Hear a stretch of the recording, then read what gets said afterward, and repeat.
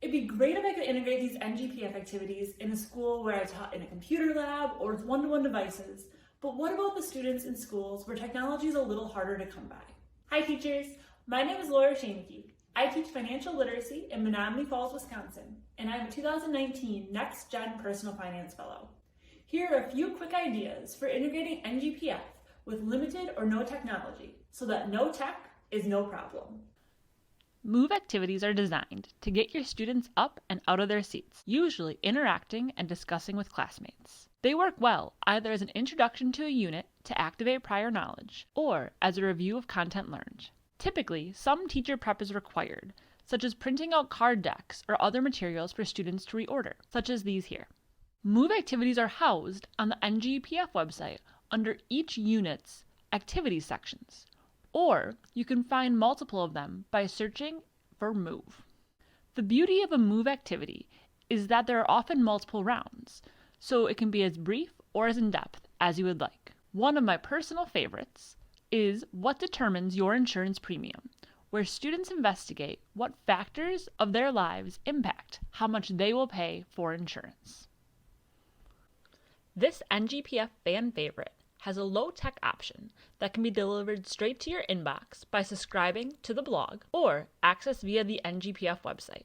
Each consists of a 5-question trivia-style quiz along with an informative video explaining a current event in finance. One of my favorite no-tech for students strategies is to use the 4 corners approach, where I ask students to move to one of the corners of the room based on whether they think the answer to the question is A, B, C, or D. I actually like to keep a couple of the no-tech versions downloaded on my desktop for the inevitable days when the internet is down at school. One of my main goals in teaching financial literacy is providing students with authentic financial experiences, and fine print resources fit the bill perfectly. These activities use realistic financial documents so that when students one day see their own W-4, loan agreement, or mutual fund fact sheet, they are familiar and comfortable with how to use the legitimate legal documents. Some of these activities may require slight modifications to the original to minimize technology usage, such as doing articles or videos as a class, but it's definitely doable.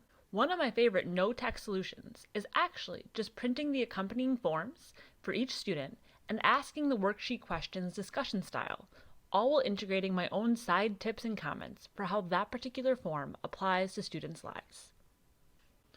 Another stellar NGPF blog treasure that can be delivered directly to your email inbox. Rather than using the current question of the day, I actually prefer to use a previous one that aligns perfectly with my day's lesson objectives to best activate students' thinking and get them discussing what exactly this topic is all about. When you need a no-nonsense, tech-free learning activity, data crunches are your best bet.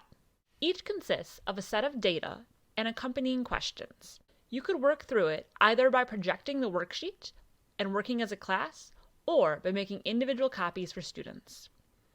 The questions often challenge common societal misconceptions, such as which range of average student loan debt contains the most borrowers and how many borrowers are in that range. Data crunches are a personal favorite for me because they also allow me to sneak in a little graph reading and other ACT, SAT test prep.